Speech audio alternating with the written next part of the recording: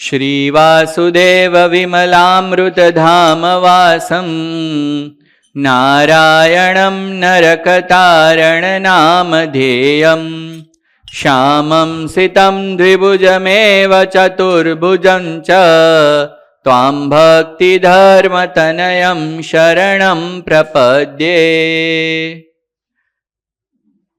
हरिकृष्ण महाराजनी जय। वाला भक्तो, આજે 4th of October 2025 સેટરડે છે. ગઈ સભામાં આપણે ઘનશ્યામ મહારાજના દિવ્ય ચરિત્ર સાંભળ્યા હતા અને દર શનિવારની સભામાં આપણને ઘનશ્યામ મહારાજનો નિશ્ચય દ્રઢ થાય, આપણને જે ભગવાનનું સ્વરૂપ મળ્યું છે એ સાક્ષાત પુરુષોત્તમ નારાયણ છે, એવા બધા ચરિત્ર આપણે દર શનિવારની સભામાં સાંભળી રહ્યા છીએ. તો એ જ પ્રવાહમાં આગળ વધતા આપણે ગઈ સભામાં જે ચરિત્ર અધૂરું રહી ગયું હતું એ એકવાર ફટાફટ રિવાઇઝ કરી લઈએ એટલે આપણને યાદ આવી જાય. શું પેલું વચ્ચે એક વીક જતું રહ્યું ને એટલે ભૂલાઈ જાય, બરાબર? તો ગઈ સભામાં આપણે જોયું હતું કે ઘનશ્યામ મહારાજ એક દિવસ એકાદશીના દિવસે રામ જન્મભૂમિ અને હનુમાનગઢી આદિક સ્થાનોએ દર્શન કરવા ગયા હતા અને ત્યાં હનુમાનજીની આગળ સભા મંડપમાં બેસીને મોહનદાસ નામે એક વૈરાગી હતા, એ રામાયણનું પઠન કરતા હતા. અને રામાયણનું પઠન કરતા કરતા એની અંદર એકાદશીના મહાત્મ્યની વાત આવી હતી. યાદ હોય તો એકાદશીના મહાત્મ્યમાં એવી વાત આવી હતી કે 1000 અશ્વમેધ યજ્ઞ કરે અને 100 રાજસુ યજ્ઞ કરે તો એના કરતાં પણ વધારે ફળ એક એકાદશી કરવાનું થાય છે. પછી ઘનશ્યામ મહારાજ આ જે મોહનદાસ નામના વૈરાગી હતા એમને પૂછવા લાગ્યા કે ભાઈ એકાદશીનું મહાત્મ્ય શું છે? પછી વૈરાગીએ તો કંઈ બહુ કીધું નહીં, પણ પછી મહારાજ કહેવા લાગ્યા કે એકાદશીનું મહાત્મ્ય શું છે. પછી આપણે ગઈ સભામાં જોયું હતું 24 એકાદશીના નામ આપણે જોયા હતા, એમાંથી 10 એકાદશી કઈ કઈ છે એ આપણે સમજી ગયા હતા અને એ એકાદશીની પાછળ શું કથા છે એ પણ આપણે જાણી હતી. જેમ કે સૌ પ્રથમ એકાદશી છે એનું નામ છે ઉત્પત્તિ, પછી મોક્ષદા, સફલા, પુત્રદા, ષટતિલા, જયા, વિજયા, આમલકી, પાપમોચીની અને કામદા. આ 10 એકાદશીનું આખું આપણે મહાત્મ્ય સમજ્યા હતા અને એની બધી કથા સમજ્યા હતા. કોઈને યાદ છે? નથી યાદ? કશો વાંધો નહીં, મને થોડી ઘણી યાદ છે તો હું તમને રિવિઝન કરાવી દઉં, બરાબર ને? તો શું સાવ ભૂલાઈ ના જાય. સૌ પ્રથમ એકાદશીનું નામ હતું ઉત્પત્તિ એકાદશી. જો યાદ આવતું હોય તો થોડું ઘણું, કે દાનવો અને દેવતાઓ વચ્ચે બહુ મોટું યુદ્ધ થયું હતું અને એમાં નાડીજંગ નામનો જે દાનવ હતો એનો પુત્ર શું હતો? એનું નામ મૂર દાનવ. એ મૂર દાનવે દેવો ઉપર આક્રમણ કર્યું અને હજારો વર્ષો સુધી યુદ્ધ ચાલ્યું. પછી બધા ભગવાન પાસે ગયા અને ભગવાનને પ્રાર્થના કરી કે હે પ્રભુ, આ દાનવોના ત્રાસથી અમને બચાવો. તો ભગવાન આવ્યા, ભગવાને પણ હજારો વર્ષ સુધી યુદ્ધ કર્યું પણ મૂર દાનવ મરતો જ નહોતો. પછી દેવતાઓ થાકી ગયા, ભગવાન થાકી ગયા અને થાકીને ભગવાન ગુફામાં જતા રહ્યા અને ગુફામાં જઈને આરામ કરતા હતા. ત્યાં મૂર દાનવ પાછળ આવ્યો તો, યાદ છે ને? પાછળ આવ્યો અને પછી ભગવાન પોઢેલી અવસ્થામાં હતા અને ભગવાનને મારી નાખવાનું એણે કાવતરું કર્યું. ત્યારે ભગવાનની 10 ઇન્દ્રિયો, 5 જ્ઞાનેન્દ્રિય અને 5 કર્મ ઇન્દ્રિય અને 11મું મન, આ 11 ઇન્દ્રિયોમાંથી એક દિવ્ય પ્રકાશ ઉત્પન્ન થયો અને એમાંથી એકાદશી પ્રગટ થઈ. એ એકાદશીએ આ મૂર દાનવનું વધ કરી નાખ્યું. પછી ભગવાન પાસે વરદાન માંગ્યા ને બધું તમને ડિટેલમાં તો ખબર જ હશે. તો આવી રીતે સૌ પ્રથમ જે એકાદશી હતી જેને કહેવાય કારતક વદ 11, બરાબર, એનું નામ શું છે? ઉત્પત્તિ એકાદશી.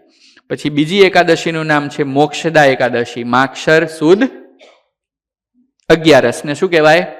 મોક્ષદા એકાદશી. એમાં આપણે આખું ચરિત્ર જોયું હતું. રાજા વૈખાનસના પિતા એ સ્વર્ગમાં નતા ગયા અને એને સ્વપ્નમાં દર્શન થયા અને જમપુરીમાં માર ખાતા હતા, ખ્યાલ છે?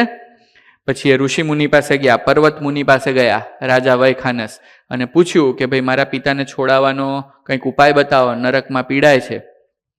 તો પર્વત મુનિએ કહ્યું કે તમે મોક્ષદા એકાદશી નામનું વ્રત કરો, જેને કરીને તમારા પિતા નરકમાંથી છૂટશે અને સ્વર્ગને પામશે. તો એવું વ્રત રાજા વયખાનસે કર્યું. પછી ત્રીજી એકાદશીનું નામ છે સફલા એકાદશી, જે આવે છે માક્ષર વદ 11. બરાબર. તો એમાં પણ આપણે રાજા વસુરથનું આખું ચરિત્ર સાંભળ્યું હતું કે બહુ સુખી સમૃદ્ધ રાજા હતા, બધું સારું હતું, પણ એને એવી ચિંતા સતાયા કરતી હતી કે ભવિષ્યમાં બધી સુખ સંપત્તિ સાહેબી જતી રહેશે. તો પછી એમણે આ સફલા એકાદશીનું વ્રત કર્યું અને પછી કાયમ માટે સફળતા, શાંતિ અને મોક્ષને પામ્યા. ચોથી એકાદશીનું નામ છે પુત્રદા એકાદશી, પોષ સુદ 11. એમાં પણ આપણે રાજા સુકેતુમાન અને રાણી શૈલ્યા એના વિશે સાંભળ્યું હતું કે એ લોકો ખૂબ પ્રયત્ન કરતા હતા, ખૂબ દાન દક્ષિણા બધાને મદદરૂપ થતા હતા, તેમ છતાં એમને કોઈ પોતાના સંતાન હતા નહીં. પછી સંતાન પ્રાપ્તિ માટે એમણે પુત્રદા એકાદશીનું વ્રત કર્યું અને ભગવાનની કૃપાથી એમને સંતાનની પ્રાપ્તિ થઈ. પાંચમી એકાદશીનું નામ આપણે જોયું હતું ષટતિલા એકાદશી, જે આવે છે પોષ વદ 11. એમાં પણ આપણે એક બ્રાહ્મણ સ્ત્રીનું ચરિત્ર સાંભળ્યું હતું કે જે આ પૃથ્વી ઉપર ખૂબ દાન વગેરે સત્કર્મો કરતી હતી, પણ કોઈને અન્નદાન નથી કરતી. તો જ્યારે એકવાર એ સ્વર્ગમાં ગઈ તો ભગવાને એની માટે બહુ સરસ મહેલ તૈયાર રાખ્યો હતો, બધી સુખ સાહેબી હતી, પણ ઘરમાં અન્ન નહીં. પછી એક ઋષિમુનિને મળ્યા અને ઋષિમુનિએ કીધું કે તમે અન્નનું દાન કરો તો તમને સ્વર્ગમાં પણ અન્ન મળશે. તો એણે એવું કર્યું તો અન્નની પ્રાપ્તિ થઈ, એટલે ષટતિલા એકાદશી થઈ ગઈ. છઠ્ઠી એકાદશીનું નામ છે જયા એકાદશી, જે આવે છે મહાસુદ 11. તો મલ્યવાન દેવ અને પુષ્પાવતી નર્તિકા ને ઇન્દ્રરાજે શ્રાપ આપ્યો તો, યાદ હોય તો. આ બંનેને એકબીજામાં પ્રેમ થઈ ગયો હતો અને પછી ઇન્દ્રની સેવા ભૂલી ગયા હતા અને ઇન્દ્રએ શ્રાપ આપ્યો. અને પછી ઋષિમુનિએ કીધું કે મલ્યવાન, જો તમારે આ શ્રાપમાંથી મુક્ત થવું હોય અને સ્વર્ગમાં પાછું જવું હોય તો તમે જયા એકાદશી નામનું વ્રત કરો. તો મલ્યવાન અને પુષ્પાવતી જયા એકાદશીનું નામ વ્રત કરીને ફરીથી પાછા સ્વર્ગને પામ્યા. સાતમી એકાદશી આપણે જોઈ હતી વિજયા એકાદશી, જે આવે છે મહાવદ 11. તો એમાં ભગવાન શ્રી રામચંદ્ર, લક્ષ્મણ, હનુમાન એ ત્રણેય બકદાલભ નામના ઋષિ પાસે ગયા અને એમની આગળ જઈને કહેવા લાગ્યા કે ઓ ઋષિમુનિ, અમારે રાવણનું વધ કરવાનું છે અને આવડો મોટો રસ્તામાં સમુદ્ર આવી ગયો, તમે કઈ રીતે પાર ઉતરીશું? તો ઋષિમુનિએ કૃપા કરીને કીધું કે તમે વિજયા એકાદશીનું વ્રત કરો. પછી ભગવાન રામચંદ્ર વિજયા એકાદશીનું વ્રત કર્યું અને સમુદ્ર પાર કર્યો અને રાવણ ઉપર વિજય મેળવ્યો. પછી આઠમી એકાદશી છે આમલકી એકાદશી, જે આવે છે ફાગણ સુદ 11. તો એમાં આપણે રાજા ચૈત્રરથ ને શિકારી મળ્યો હતો અને પછી દૈવી શક્તિ પ્રાપ્ત થઈ હતી, યાદ હોય તો. દૈવી શક્તિએ એને બચાયા હતા. ખબર છે? એક શિકારી અનાયાસે આમલકી એકાદશી કરી અને એ પાડતા પાડતા એને પુનર્જન્મ શેનો મળ્યો હતો? રાજાનો મળ્યો હતો. અને પછી એના વિરોધી એને મારવા આવ્યા, પછી એકાદશી માતાએ આવીને એની રક્ષા કરી હતી, યાદ છે? એ આમલકી એકાદશી. પછી નવમી એકાદશી આવી ગઈ પાપ મોચીની એકાદશી, જે આવે છે ફાગણ વદ 11. એમાં આપણે ઋષિ મેધાવી અને નર્તિકાનું આપણે ચરિત્ર જોયું હતું. બરાબર? ચવન ઋષિએ એને આશીર્વાદ આપ્યા. આ જે મેધાવી ઋષિ હતા એને નર્તિકા સાથે પ્રેમ થઈ ગયો અને 75 વર્ષ ક્યાં જતા રહ્યા એ ખબર ના પડી. ખબર છે? એ ધ્યાન કરતા હતા અને પછી આ બધા દેવતાઓએ આ ઋષિમુનિનું ધ્યાન ભંગ કરવા માટે નર્તિકા મોકલી હતી. અને પછી નર્તિકાનું નૃત્ય જોઈને 75 વર્ષ એની સાથે વિતાઈ દીધા, પણ ઋષિમુનિને ખબર ના રહી. અને પછી મેધાવી ઋષિએ નર્તિકાને શ્રાપ આપ્યો અને પછી નર્તિકા અને મેધાવી ઋષિ બંને ભેગા થઈને ચવન ઋષિ પાસે ગયા. ચવન ઋષિ કોણ? આ મેધાવીના પિતા. અને એમણે કીધું કે તમે બંને ભેગા થઈને પાપમોચીની એકાદશીનું વ્રત કરો, જેથી કરીને તમને પુણ્ય થશે અને સ્વર્ગમાં પાછા જઈ શકશો. પછી 10મી એકાદશીનું નામ છે કામદા એકાદશી, જે આવે છે ચૈત્ર સુદ 11. તો એમાં આપણે એક લલિત નામના કવિ હતા, પછી લલિતા નામની નર્તિકા હતી, પછી રાજા પુંડરીક હતા, ઋષ્યશૃંગ્ય મુનિ હતા, એ બધી વાત સાંભળી હતી. યાદ આવે છે કે આ કવિને અને નર્તિકાને એકબીજામાં પ્રેમ થઈ ગયો હતો અને પછી રાજાનો શ્રાપ થયો અને પછી દૈત્યનું સ્વરૂપ ધારણ કર્યું હતું. લલિત કવિએ પૃથ્વી ઉપર આવ્યા અને કેટલું પીડાણા. પછી ઋષ્યશૃંગ્ય મુનિએ એને કીધું કે ભાઈ તમે કામદા એકાદશીનું વ્રત કરો તો તમે આ દૈત્યના સ્વરૂપમાંથી છૂટશો અને ફરીથી સ્વર્ગને પામશો. તો એવી રીતે આપણે જે ગઈ સભામાં 10 એકાદશી જોઈ હતી એની શોર્ટ સમરી આપને કહી સંભળાવી. હવે આવશે 11મી એકાદશી, જેનું નામ છે વરુથીની એકાદશી, જે આવે છે ચૈત્ર વદ 11.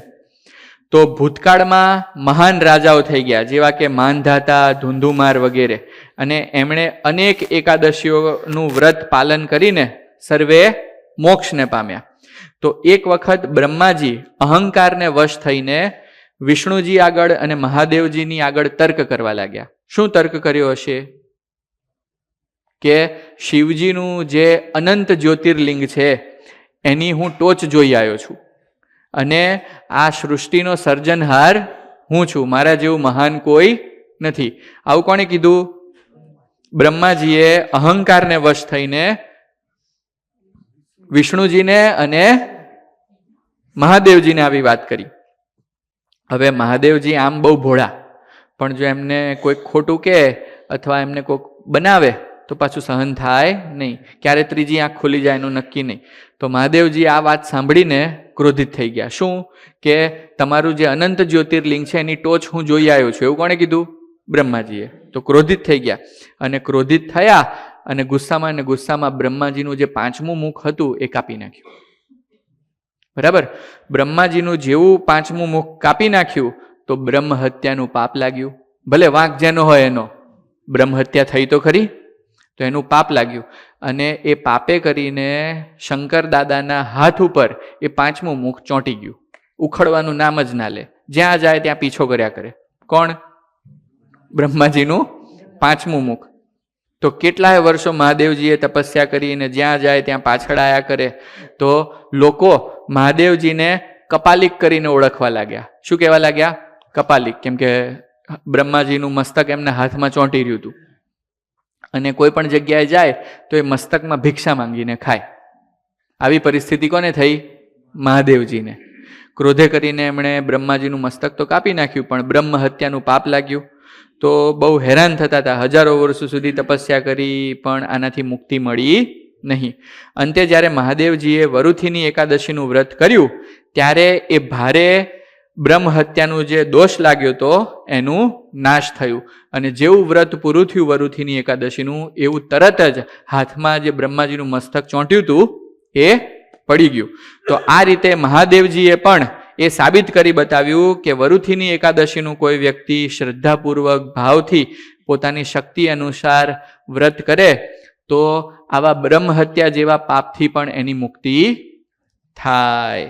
અને એટલા માટે વરુથીની એકાદશીને પાપ નાશીની પણ કહેવાય છે. દરેક એકાદશી પાપ નાશીની છે, પણ આ વરુથીને પણ પાપ નાશીની તરીકે ઓળખવામાં આવે છે. શાસ્ત્રોમાં એવું વર્ણન કરેલું છે કે જે દોષો હજારો વર્ષોની તપસ્યાથી પણ નાશ નથી થતા તે માત્ર એક એકાદશીના વ્રત કરવાથી નાશ પામે છે. હજારો વર્ષ સતત તપસ્યા કરવાથી જે ફળ મળે છે એ જ ફળ એકાદશીનું એક દિવસ વ્રત કરવાથી મળે છે. એકાદશીનું વ્રત કેવી રીતે કરાય બાળકો, તમને ખબર છે? કોને ખબર છે? અંકિતભાઈ? હા, એકાદશીના દિવસે આપણે અનાજનો ત્યાગ કરવાનો. એના દિવસે સાવ ભૂખ્યું રહેવાની જરૂર નથી, પણ ફરાળ ખાઈ શકાય. અને આપણી જે 10 ઇન્દ્રિયો છે એને ભગવાનના સ્વરૂપમાં જોડી રાખવાની, મનને ભગવાનના સ્વરૂપમાં જોડી રાખવાનું, બીજા વિચારો નહીં કરવાના, અને બને ત્યાં સુધી બીજી ક્રિયાઓ પણ નહીં કરવાની. બને ત્યાં સુધી ભગવાનનું ભજન, સ્મરણ, દંડવત, પ્રદક્ષિણા, કથા વાર્તા, કીર્તન, ધૂન આ બધું કરાય. અને ફરાળ જમવાનું, અનાજ નહીં જમવાનું. કેટલું સહેલું વ્રત છે, બરાબર? હે પેલા તમે ગિરનાર ગયા હો ને ક્યારેક, તો ત્યાં લોકો પ્રદક્ષિણા કરતા હોય છે આવડા મોટા ગિરનારની, ને પછી દંડવત કરતા હોય છે, અને કેવું કેવું લોકો તપ કરતા હોય છે. પણ એટલું બધું તપ કરે પણ જે ફળ પ્રાપ્ત ન થાય એ ભગવાનની સામે મંદિરમાં બેસીને આખો દિવસ ભજન કર્યાથી મફત્યું મળે છે. તો લઈ લેવું જોઈએ કે જવા દેવું જોઈએ? હા, તો મને આશા છે કે ગઈકાલની એકાદશી તમે બધાએ જ કરી હશે. ચાલો, તો એક તો બ્રહ્મ હત્યા થઈ ગઈ હોય, ગૌ હત્યા થઈ ગઈ હોય, આવા કોઈ પણ પ્રકારના મોટા મોટા પાપ થઈ ગયા હોય તો એ બધા જ વરુથીની એકાદશીથી નાશ પામે છે. દુર્ભાગ્ય, દુઃખ, કલહ અને દુર્વ્યસનોથી માણસની રક્ષા થાય છે. કોઈને સંતાન ન હોય તો સંતાનની પ્રાપ્તિ થાય છે. કુટુંબ અને વંશ સુરક્ષિત રહે છે. જે ભગવાનના ભક્ત હોય તેને ધન, યશ, પુણ્ય અને અંતે મોક્ષની પ્રાપ્તિ થાય છે. આ જગતમાં કન્યાદાન જેવું કોઈ મોટું દાન ગણાતું નથી, પણ 100 કન્યાદાનથી જેટલું ફળની પ્રાપ્તિ થાય એટલા જ ફળની પ્રાપ્તિ એક વરુથીની એકાદશી કરવાથી પણ મળે છે. તો માનો કે કોઈના ઘરે કન્યા ના હોય તો બિચારા દાન ક્યાંથી કરે? તો આપણે શું કરવાનું? 100 કન્યાનું દાન એક સામટું કરી દેવાનું. ક્યારે? વરુથીની એકાદશીએ. બરાબર ને? આના જેટલો સહેલો ઉપાય ભગવાને આપણને બીજો કોઈ આપ્યો નથી. તો હવે આવી 12 નંબરની એકાદશી. એકાદશીનું નામ છે મોહિની એકાદશી. આ આવે છે વૈશાખ સુદ 11. દ્વાપર યુગમાં ભગવાન શ્રી રામ પોતાના ગુરુ જે વશિષ્ઠ મુનિ હતા એમના આશ્રમમાં ગયા અને એમની આગળ જઈને પોતાનું દુઃખ વ્યક્ત કરવા લાગ્યા કે હે મુનિ, સીતાજીની જે દિવસથી વિદાય થઈ છે તે દિવસથી મારું જીવન એકદમ દુઃખમય અને શોકમય બની ગયું છે. તો કૃપા કરીને મને એવો કંઈક ઉપાય બતાવો, એવો કંઈક રસ્તો બતાવો કે જેથી કરીને મારા દુઃખની નિવૃત્તિ થાય. તો વશિષ્ઠ ઋષિ મંદ મંદ હસવા લાગ્યા, કેમ કે તેઓ જાણતા હતા કે રામચંદ્ર ભગવાન તો સાક્ષાત પુરુષોત્તમ નારાયણનો અવતાર છે. તો વશિષ્ઠ મુનિ એમને હાથ જોડીને કહેવા લાગ્યા કે હે પ્રભુ, તમારું નામ જપવાથી તો જીવોના દુઃખ દૂર થાય છે. હવે તમારું આ દુઃખ હું કઈ રીતે દૂર કરવાનો ઉપાય બતાવું? પરંતુ જો તમે મને પૂછતા જ હો કે કોઈ પણ ભયંકર દુઃખ આવી ગયું હોય કોઈ મનુષ્યને, તો જો એમાંથી ઉગરવું હોય તો મનુષ્યોના કલ્યાણ માટે મોહિની એકાદશીનું વ્રત અતિ મહત્વપૂર્ણ છે.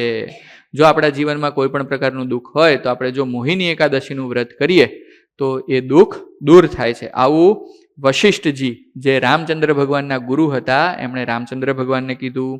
આ વ્રત જીવોના દુઃખ અને સામાજિક પરેશાનીઓ જે કોઈ હોય એ બધી જ દૂર કરે છે. એક વખત ભદ્રાવતી નામનું ગામ છે, ત્યાં સરસ્વતી નદીના કાંઠે ધનપાલ નામના એક વણિક રહેતા હતા. તે ભગવાનના ખૂબ સારા ભક્ત હતા અને ખૂબ દાનવીર વ્યક્તિ હતા. ગામમાં ગરીબોને તે હંમેશા મદદ કરતા અને આસપાસના ગામમાં તેઓનું ખૂબ માન હતું, કેમ કે બધાને મદદ કરતા હોય તો સ્વાભાવિક છે ને કે એમની ક્રેડિટ વધી જાય, લોકોને ખૂબ એમને માન આપે. પણ એ ધનપાલને 5 પુત્ર હતા. કેટલા? 5. એમાં એક પુત્ર ખૂબ દુષ્ટ પ્રકૃતિનો હતો અને એનું નામ હતું દૃષ્ટ બુદ્ધિ. નામ જ કેવું હતું? દૃષ્ટ બુદ્ધિ. અને હતો કેવો? એ દુષ્ટ બુદ્ધિ વાળો હતો. બરાબર? ખૂબ પાપી હતો, દુષ્કર્મ કરતો હતો અને આખા ગામની અંદર એણે જે કોઈ ગેરકાયદેસર કામો ક્યારેય ન થયા હોય એ બધા એણે ચાલુ કર્યા હતા. દારૂ, માટી, ચોરી, અવેરી બધું જ એ કરે અને લોકોની પાસે કરાવડાવે. તો પુત્રની આવી દોષમય પ્રવૃત્તિ જોઈને એ ધનપાલને ખૂબ દુઃખ થયું. ના છૂટકે એના પુત્રને પકડી લીધો, જેલમાં નાખ્યો અને પછી ગામ બહાર કર્યો. આવું બધું થયું એટલે દુષ્ટ બુદ્ધિ ભયાનક જંગલોમાં જઈને પરેશાન થવા લાગ્યો, હેરાન થવા લાગ્યો. કંઈ ખાવા ના મળે, પછી પશુને મારીને ખાવા લાગ્યો. બરાબર? આવી રીતે બહુ હેરાન થયો અને એક દિવસ, જો વ્યક્તિ જ્યારે જીવનમાં જાણે અથવા અજાણે ભૂલ થઈ જાય તો ભગવાન એને એના ભૂલની સજા તો આપે, પણ આપણને જ્યારે આપણા ભૂલની ખબર પડે અને પશ્ચાતાપ થવા લાગે ને, આપણે અંતરથી ભગવાનની માફી માંગવા લાગીએ એટલે ભગવાન પછી પાછી આપણી ઉપર કૃપા કરે. ભગવાનને આપણામાં એટલો બધો પ્રેમ છે કે ના પૂછો વાત. બરાબર? ભગવાન આપણે દુઃખી થઈએ એવું ક્યારેય જરાય જોઈ શકતા નથી. પણ આપણે જો સુધરીએ નહીં અને ખોટું કર્યા જ કરીએ તો કંઈ ભગવાન એવા ગાંડા પણ નથી કે આપણને બધી વાર પંપ માર્યા કરે આપણે ખોટું કરતા હોઈએ તો આપણે જ્યારે ખોટું કરતા હોઈએ ત્યારે ભગવાન આપણને થોડુંક દુઃખ આપીને સાચા માર્ગે વાળે. તો એવી જ રીતે આ દુષ્ટ બુદ્ધિને પણ ખૂબ દુઃખ પડ્યું. પછી એ ભગવાનની પ્રાર્થના કરવા લાગ્યો. પ્રાર્થના કરતા કરતા રસ્તામાં એક મુનિઓનો આશ્રમ આવ્યો. ત્યાં કૌદિન્ય નામના એક એમને ઋષિ મળી ગયા. ઋષિની પાસે જઈને ભગવાનનું સ્વરૂપ એમને જાણીને એમને પ્રાર્થના કરીને કહેવા લાગ્યો કે હે ઋષિ મુનિ, મેં જીવનમાં આવા બધા પાપ કર્યા છે અને આવા પાપોને લઈને હું ખૂબ દુઃખી છું.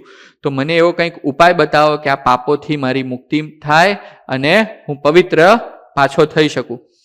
તો એ મુનિએ, કૌદિન્ય મુનિએ આ દુષ્ટ બુદ્ધિ ઉપર કૃપા કરીને એને ઉપાય બતાવ્યો કે હે દુષ્ટ બુદ્ધિ, તમે તમારી ભૂલોને સમજ્યા એ જ બહુ મોટું પગલું છે, એ જ બહુ મોટી સફળતા છે. હવે આગળ મોહિની એકાદશી નામનું વ્રત જે આવે છે એને તમે શ્રદ્ધાપૂર્વક ભક્તિપૂર્વક કરજો અને આ વ્રત કરવાથી તમારા બધા જ પાપો નાશ થશે અને તમને સ્વર્ગની પ્રાપ્તિ થશે. તો એ દુષ્ટ બુદ્ધિએ આ મુનિની વાત માનીને ખૂબ ભાવપૂર્વક ભક્તિપૂર્વક ભગવાનનું વ્રત કર્યું, એકાદશીનું વ્રત કર્યું અને એ એકાદશીના પુણ્યના પ્રતાપે જ્યારે મરવા પડ્યો ત્યારે એને ભગવાન ગરુડ ઉપર બેસીને તેડવા આવ્યા અને વૈકુંઠમાં લઈ ગયા. આવી કથા આપણા પુરાણોમાં લખેલી છે. તો આ જે એકાદશી છે મોહિની એકાદશી, એનો આવો મોટો પ્રતાપ છે. હવે 13 નંબરની એકાદશી છે, એનું નામ છે અપરા એકાદશી. આ આવે છે વૈશાખ વદ 11. એક વખત રાજા યુધિષ્ઠિર શ્રી કૃષ્ણ ભગવાનને ખૂબ વિનંતીપૂર્વક પ્રાર્થના કરવા લાગ્યા કે હે શ્રી કૃષ્ણ ભગવાન, અપરા એકાદશીનું વ્રત કરવાથી શું ફળ મળે તે કૃપા કરી મને કહો. ત્યારે ભગવાન શ્રી કૃષ્ણ સ્મિત આપીને બોલ્યા કે હે રાજન, અપરા એકાદશીનું મહાત્મ્ય બ્રહ્માંડ પુરાણમાં વર્ણવાયું છે. કોણે બ્રહ્માંડ પુરાણ રચ્યું છે? ભગવાન વેદ વ્યાસે. આ એકાદશી પાપોનો નાશ કરનારી છે અને પુણ્ય આપનારી છે. આ દિવસે ઉપવાસ કરીને જે મનુષ્ય ભગવાનની ભક્તિ કરે છે તેને આ લોકમાં યશ, માન અને સન્માન અતિશય પ્રાપ્ત થાય છે. આવું શ્રી કૃષ્ણ ભગવાને યુધિષ્ઠિર રાજાને કહ્યું. દૈનિક જીવનમાં જે પાપ થઈ ગયા હોય, સમાજમાં, વ્યવસાયમાં કે ઘરકામ કરતી વખતે, એ બધા જ પાપો આ એકાદશીના વ્રત કરવાથી નાશ પામે છે. તીર્થ સ્નાન કરીએ, કોઈ પણ જગ્યાએ યાત્રા કરીએ, ગમે તેટલા દાન કરીએ, આ બધા મોટા કાર્યો પણ અપરા એકાદશીની બરાબરી કરી શકતા નથી. 68 તીર્થ આપણે કરીએ અને જે ફળ થાય એના કરતાં વધારે એક એકાદશી કરીએ તો ફળ થાય. કેમ કે તમે ખાલી જો પ્રેક્ટિકલી વિચારો, બરાબર? આ તો શાસ્ત્રમાં લખ્યું છે ને આપણે માની લીધું એવું નહીં, બરાબર? માનો કે આપણે 68 તીર્થ કરવા જઈએ, હે, તો 68 તીર્થ કરીએ એમાં આપણી વૃત્તિ અખંડ ભગવાનમાં રહે ખરી? હે, કે જ્યાં તીર્થ કરવા જઈએ ત્યાં આપણે ડાફોરિયા માર્યા કરીએ, કોણ આવ્યું, કોણ ગયું, પાછળ શું છે, આગળ શું છે, બરાબર? પછી જે મંદિરે ગયા હોઈએ ત્યાં કેવું ખાવાનું છે, કેવું ખાવાનું નથી, બરાબર? એવું બધું આપણે જોયા કરીએ. એટલે જો આંખ એણે ના કરવાનું કર્યું, કરીએ છે તીર્થ, બરાબર? ખાવા ગયા તો જીભે ના કરવાનું કર્યું, રસાસ્વાદ કર્યો, બરાબર? એમ તમે એક એક ઇન્દ્રિયોને વિચારજો. 10 ઇન્દ્રિયો જ્યારે તીર્થયાત્રા કરવા જાય ત્યારે બધી મોકળી મુકાઈ જાય. શું થઈ જાય? મોકળી મુકાઈ જાય. એને 100% ફ્રીડમ મળી જાય.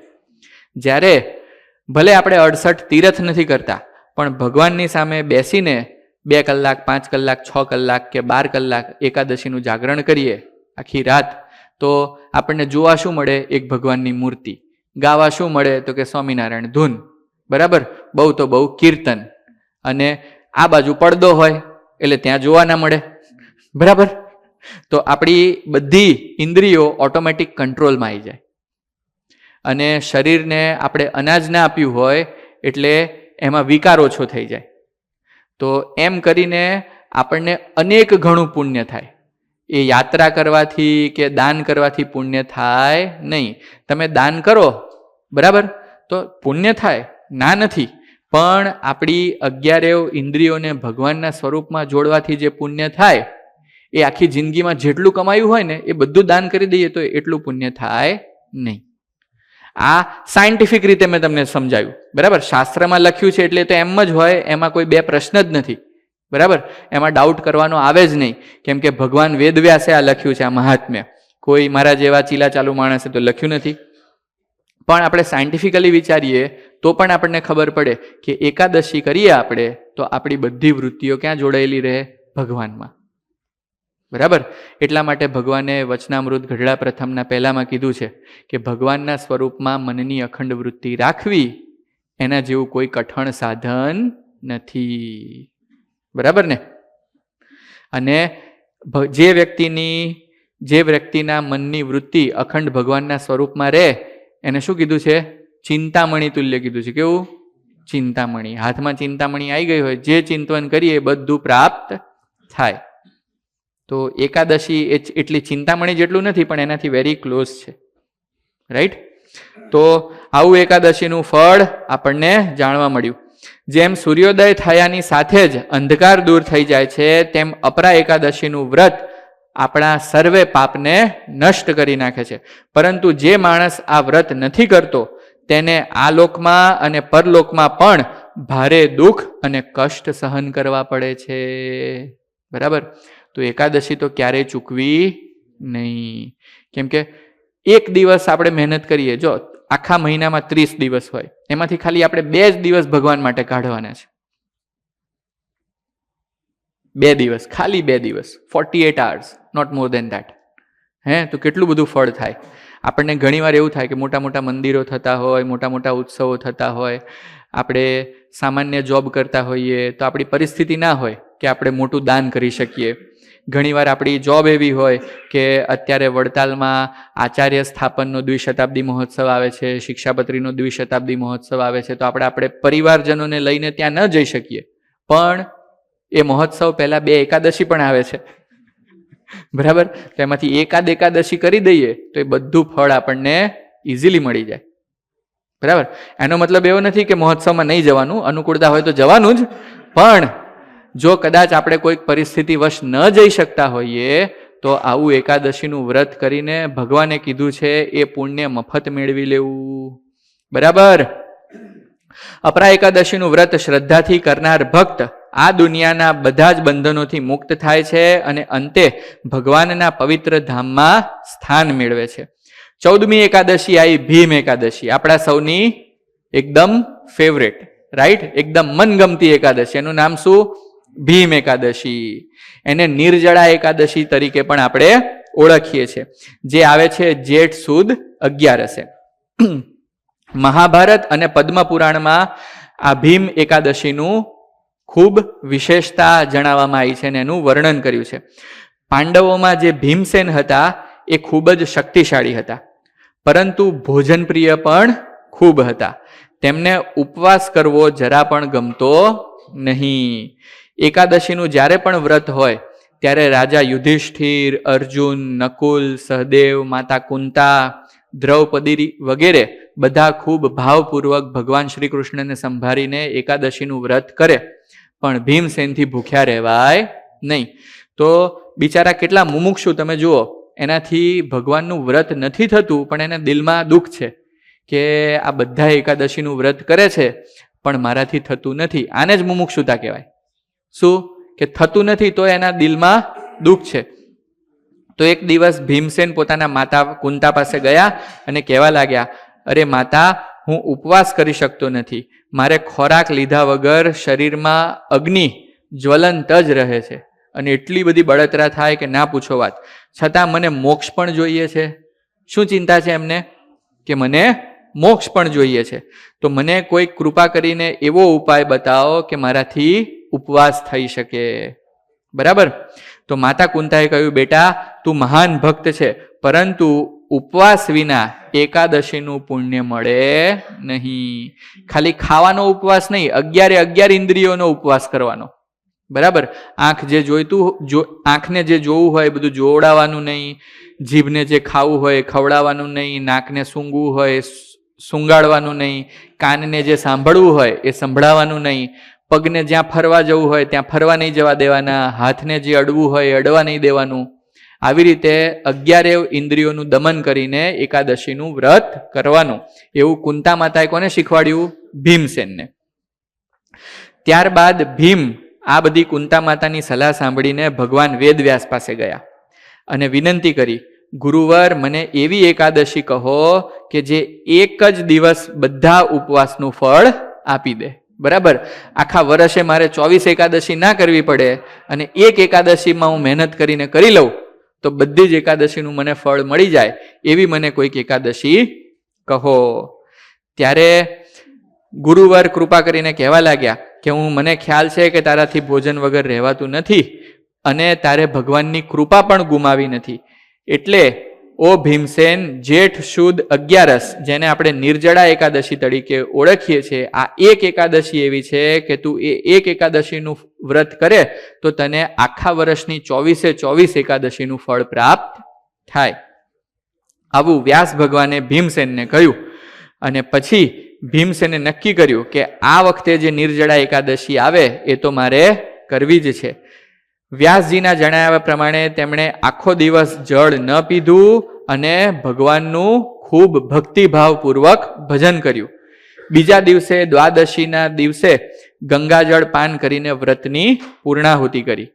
ત્યારથી આ એકાદશીને ભીમ એકાદશી અથવા પાંડવ એકાદશી તરીકે આપણા સત્સંગમાં ઓળખવામાં આવે છે અને આપણા બધા જ ભક્તો ખૂબ ભાવપૂર્વક ભીમ એકાદશીનું વ્રત કરે છે. તો ભોજન પ્રિય ભીમ પણ એકાદશીના મહિમાથી પ્રભાવિત થયા અને તેમણે બતાવ્યું કે નિર્જળા એકાદશીથી જ સર્વ એકાદશીનું ફળ પ્રાપ્ત થાય છે. તો આપણે પણ આવી ભીમ નામની એકાદશી ફરીવાર આવે તો એ ચૂકવી જોઈએ નહીં. હવે આવી 15 નંબરની એકાદશી, એનું નામ છે યોગીની એકાદશી, જે આવે છે જેઠ વદ 11. બ્રહ્મ વૈવર્ત પુરાણમાં આ વ્રતનું વિસ્તારવાર વર્ણન કરવામાં આવ્યું છે. એકવાર ભગવાન શ્રી કૃષ્ણ રાજા યુધિષ્ઠિરને કહે છે કે હે રાજન, યોગીની એકાદશી સર્વ પાપને નાશ કરીને મોક્ષને આપનારી છે. આ વ્રત દુઃખ દૂર કરે છે અને મનમાં શાંતિ અને સમાધાન લાવે છે. હિમાલય પર સ્થિત અલકાપુરીમાં એક કુબેર યક્ષરાજ હતા. હિમાલયમાં એક નગરી હતી, એનું નામ શું? અલકાપુરી. અને ત્યાં એક કુબેર રાજ રહેતા હતા, એમનું નામ શું? એક યક્ષરાજ રહેતા હતા, એમનું નામ શું? કુબેર. એ કુબેર શંકર ભગવાનના બહુ મોટા ભક્ત હતા અને રોજ ખૂબ ભાવપૂર્વક શંકર ભગવાનની પૂજા કરતા હતા. અને શંકર ભગવાનને પૂજામાં ચડાવવા માટે એમણે એક બગીચો કરાવડાયો હતો અને એ બગીચાની સેવા સોંપી હતી એક માળીને. એ માળીનું નામ હતું હેમમાલી. તો એ માળી આમ તો બહુ સારો હતો, રાજા કે એ પ્રમાણે બધી સેવા પણ કરતો હતો. પણ એકવાર એવું બન્યું કે એને જ્યારે રાજાએ કીધું કે જા ભાઈ, તું શંકર ભગવાનની પૂજા કરવાની છે મારે, તો તું જઈને પુષ્પ વગેરે લઈ આય. તો સરોવરમાં એ જ્યારે કમળ તોડવા ગયો, માન સરોવરમાં, તો રસ્તામાં જતા જતા એને એની પત્નીના દર્શન થઈ ગયા. પત્નીનું નામ હતું વિશાલક્ષી. બરાબર. વિશાલાક્ષી નામની એની પત્ની હતી ને રસ્તામાં એ પત્નીના દર્શન થઈ ગયા. તો કામવશ થઈને એ ફૂલ લેવા જવાનું હતું એ ભૂલી ગયો અને પત્નીની સાથે સમય વિતાવા લાગ્યો. એમ કરીને પૂજાનો આખો સમય વીતી ગયો, પણ મધ્યાહન સમય થઈ ગયો તો પણ આ પાછો ફૂલ લઈને આવ્યો નહીં. પછી કુબેર રાજાને શિવજીની પૂજામાં મોટું વિઘ્ન આવ્યું કે રોજ જે પ્રમાણે જે પદ્ધતિથી પૂજા કરતા હતા એ પ્રમાણે પૂજા કરી શક્યા નહીં. એટલે ખૂબ ક્રોધિત થયા. બધા યક્ષોને કીધું કે જાઓ, પેલો હેમમાલી ક્યાં ગયો છે જોઈ આવો, મેં એને ફૂલ લેવા મોકલ્યું તો કેમ આવ્યો નહીં. યક્ષોએ બધી તપાસ કરી તો સરોવરમાં, માન સરોવરમાં તો આ દેખાયો નહીં અને આખું ગામ ફેંદી માર્યું. ત્યારે ખબર પડી કે આ તો ઘરે છે અને ના કરવાના ધંધા કરે છે. પૂજા કરવાના સમયે પોતાનું કર્મ છોડીને આ બીજું કરવા લાગ્યો. આવું જ્યારે બધા યક્ષોએ આવીને કુબેર નામના રાજાને વાત જણાવી ત્યારે ખૂબ ક્રોધિત થયા. હેમમાલીને બોલાવ્યો અને કહ્યું, અરે દુષ્ટ, તું ફરજ ભૂલી ગયો, દેવતાઓનું અપમાન કર્યું છે તે. તો શિવ ભક્તિના કામમાં અવગણના કરવાથી તને મોટું પાપ થયું છે. એથી હું તને તાત્કાલિક શાપ આપું છું કે તું તત્કાળ કુષ્ઠ રોગી બની જા. શું બની જા? કુષ્ઠ રોગી. કે શરીરમાં એટલી બધી પીડા થાય કે ના પૂછો વાત. અને પત્ની વિયોગી થઈ જાતું, તારી પત્ની પણ તારો સાથ આપે નહીં. આવો રોગ થાય એટલે શરીરમાંથી એટલી બધી દુર્ગંધ આવે ને શરીર ક્ષીણ થતું જાય ને એટલી બધી ખરાબ પરિસ્થિતિ થાય. તો એવો શ્રાપ કુબેર રાજાએ કોને આપ્યો? હેમમાલી નામના માળીને આપ્યો. અને એની એવી તાત્કાલિક એવી ગતિ થઈ. આ શાપથી હેમમાલી તરત જ કુષ્ઠરોગી બની ગયો અને શરીરમાં દુર્ગંધ થવા લાગી. સૌએ એને ત્યાગી દીધો. ભૂખ્યો તરસ્યો જંગલોમાં ભટક્યા કરવા લાગ્યો. અને તડકામાં પીડાય, છાયામાં પણ પીડાય, દિન રાત એટલો બધો દુઃખી થાય કે એની કોઈ સીમા નહીં. એક દિવસ આ રીતે ફરતો ફરતો હેમમાલી મહર્ષિ માર્કંડેયના આશ્રમે પહોંચ્યો. કયા માર્કંડેય મુનિ? જેમણે ઘનશ્યામ મહારાજનું નામકરણ કર્યું હતું એ માર્કંડેય મુનિના આશ્રમમાં પહોંચ્યો. અને માર્કંડેય મુનિના ચરણોમાં પડીને હાહાકાર પોકારી ગયો અને બોલવા લાગ્યો કે હે મુનિ, મારી ઉપર કૃપા કરો, મને આમાંથી આ દુઃખમાંથી ઉગરવાનો કોઈક ઉપાય બતાવો. આ દુઃખથી હું અત્યંત પીડાઉં છું, કોઈ જગ્યાએ મને શાંતિ થતી નથી. આટલી મારી ભૂલ હતી અને આટલી બધી પીડા થઈ મને. હવે જો ફરીથી આને પોતાની ભૂલ સમજાણી, ભૂલ સ્વીકારી અને કોઈક મોટા સંતના શરણે ગયો તો સાધુએ કૃપા કરી. બરાબર, માર્કંડેય મુનિ એની ઉપર કૃપા કરીને દયા લાવીને કહેવા લાગ્યા કે હે હેમમાલી, તું સાચું બોલ્યો છે એટલે હું તને ઉગરવાનો ઉપાય જરૂર બતાવીશ. યોગીની નામની જે એકાદશી છે તેનું વ્રત તું શ્રદ્ધાપૂર્વક કરજે. તેના વ્રતના પ્રભાવથી તારા બધા પાપો દૂર થઈ જશે અને તું ફરીથી સ્વસ્થ થઈ જઈશ. હેમમાલીએ આ વચન હૃદયમાં ધાર્યું અને એકાદશીના દિવસે તેણે વ્રત કર્યું. રાત્રિએ જાગરણ કર્યું, ભગવાનનું ભજન કર્યું. પરિણામે તેનું જે કુષ્ઠ રોગ હતું એ દૂર થયું અને શરીર સુંદર પાછું હતું એવું ને એવું બની ગયું. પત્ની પણ પાછી આવી ગઈ ને આખા ગામમાં ક્રેડિટ પણ પાછી સ્થપાઈ ગઈ. શેને લઈને? તો કે એકાદશીના વ્રત કરવાને લઈને. શ્રી કૃષ્ણ ભગવાન અંતે યુધિષ્ઠિરને કહેવા લાગ્યા કે હે રાજન, યોગીની એકાદશીનું ફળ અઢળક છે. તે મોટા પાપોનો નાશ કરે છે. આ વ્રત કરવાથી અઢળક એટલે કે 88,000 બ્રાહ્મણોને ભોજન કરાવ્યા બરાબર ફળની પ્રાપ્તિ થાય છે. કેટલા? ખાલી વિચાર કરો કે આપણે 8,000 બ્રાહ્મણ ભેગા કરવા હોય અત્યારે ટેલફોર્ડમાં, હે, તો શું હાલત થાય? 8 ના થાય. જો નવીનભાઈ સાચી વાત કરી, 8 બ્રાહ્મણ પણ ભેગા ના થાય. બરાબર, તો 88,000 બ્રાહ્મણને જમાડ્યાનું પુન કઈ એકાદશી કરવાથી મળે છે? યોગીની એકાદશી કરવાથી. તો આવું વ્રત ક્યારે જવા દેવાય આપણે?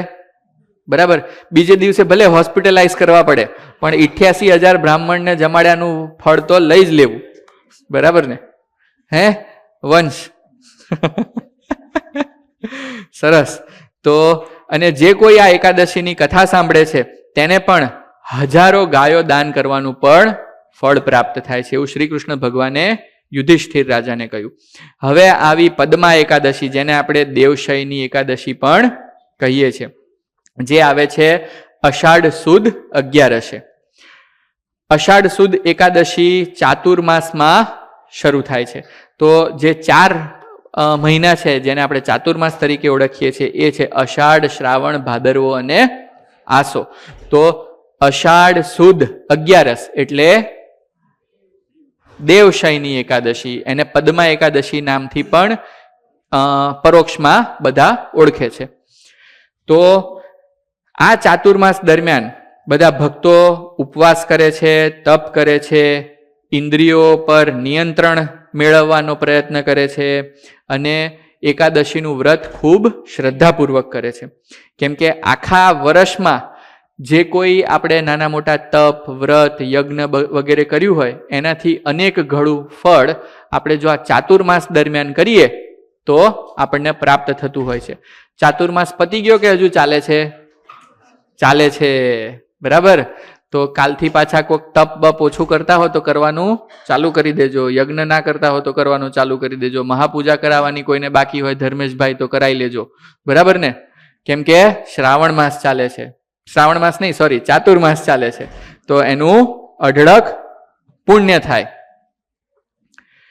જે દુર્બળ હોય તેને ભગવાને શિક્ષાપત્રીના શ્લોક નંબર 76 આજ્ઞા કરી છે કે ચાતુર્માસ દરમિયાન જો તમે ભગવાનની ભક્તિ, ભજન, તપ વગેરે ન કરી શકો તો દુર્બળ હોય એ વ્યક્તિને જ ભગવાને છૂટ આપી છે કે તમારે શ્રાવણ માસમાં એ બધું કરી લેવું. પણ બાકી જે બધા આપણા જેવા હટ્ટાકટ્ટા હરિભક્તો હોય એ લોકોએ તો ચારેય માસમાં આ બધું કરવું. તો શું, જે વધારે કરે એને વધારે ફળ મળે. માનો કે તમે 8 hours જોબ કરો તો 8 hours સેલેરી મળે, અને 12 hours કરો તો કેટલી મળે? 12 hours. તો કયું કરાય આપણે? શ્રાવણ માસ પૂરતું કરાય કે ચારેય માસ પૂરતું કરાય? હા, બધા હોશિયાર છો, ગણતરી વાળા. સરસ.